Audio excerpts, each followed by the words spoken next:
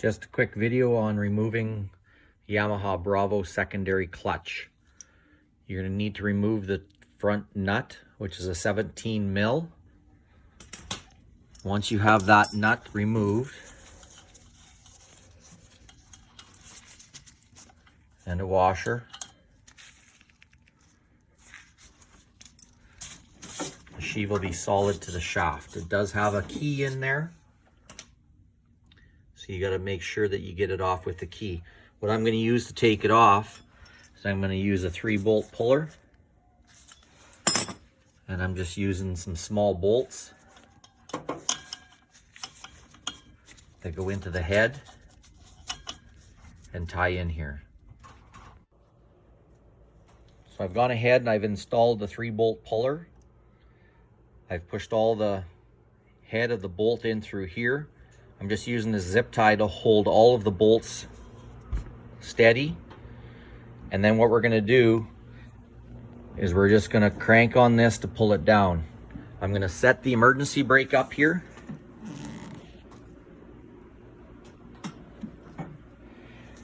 Once the emergency brake is set, it'll hold everything, and you can just crank on the wrap, and boom, it broke free.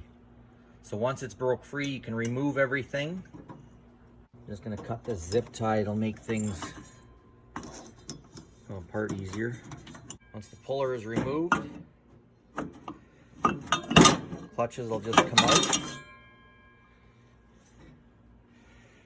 So your first clutch here, make sure you don't lose that key, pardon me, for the keyway here. And then the inside clutch will come off. Banging around. There you've got those blue things are the ramps, which run in there. And then you've got your spring.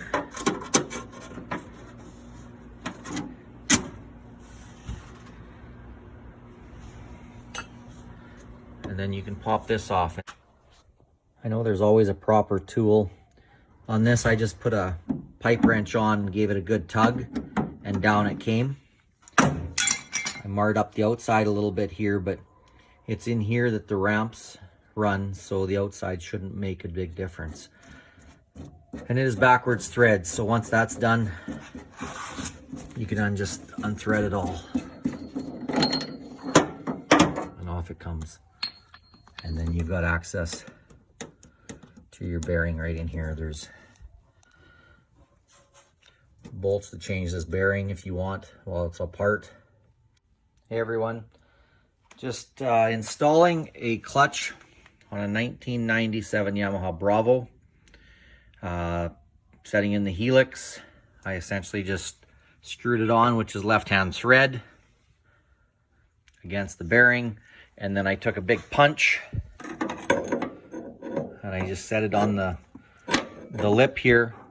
And I gave it a couple of taps, good taps with the hammer, just to set it on there and tighten it down some. So I'm gonna call that good and say that it's on there tight. There's no real instructions on torque or anything on that.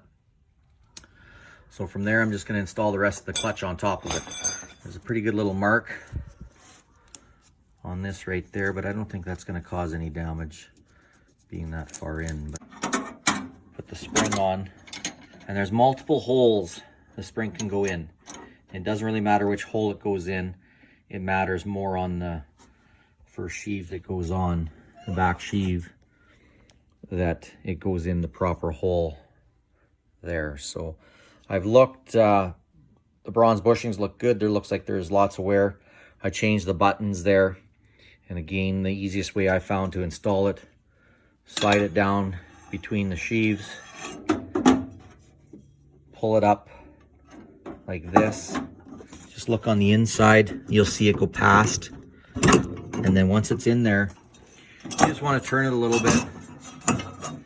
And then you'll see right here,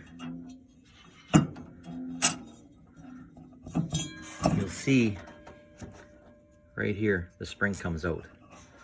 So that's in the neutral position there. So what we want to do from there we want to turn that 160 degrees. So if we look at the back side, the ramps line up. You can get in there and see, maybe not quite. Once the ramps line up, we want to turn it just to the next set of ramps.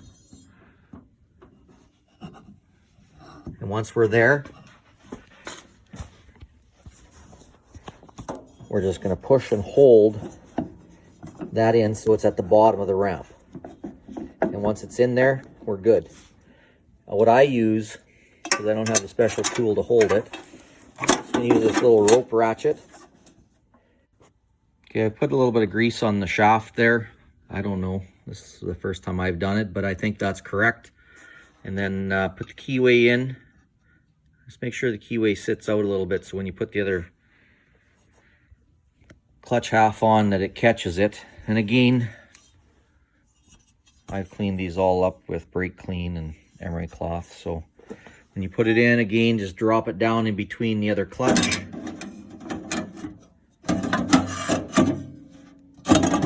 Try to be careful not to scratch it. And then when you pull it up onto the shaft, just make sure that keyway is gonna engage onto there. And you can always put it on like this and jam the keyway through like this.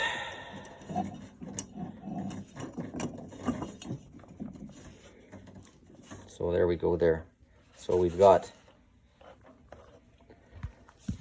both shivs on there, or both clutch halves on there. Again, that rope is just holding the back one on because it's torque preloaded down. And we're going to take our thrust washer, put it on. I'm here using the nut.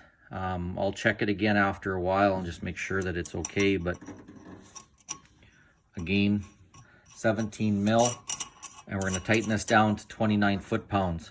And one thing I didn't mention earlier is I always set the brake specifically on your jack shaft or your back clutch half secondary.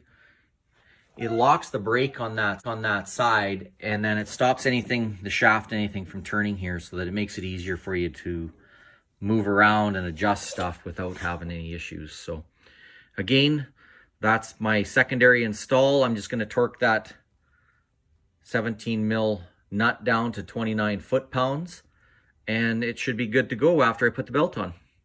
Thanks for watching.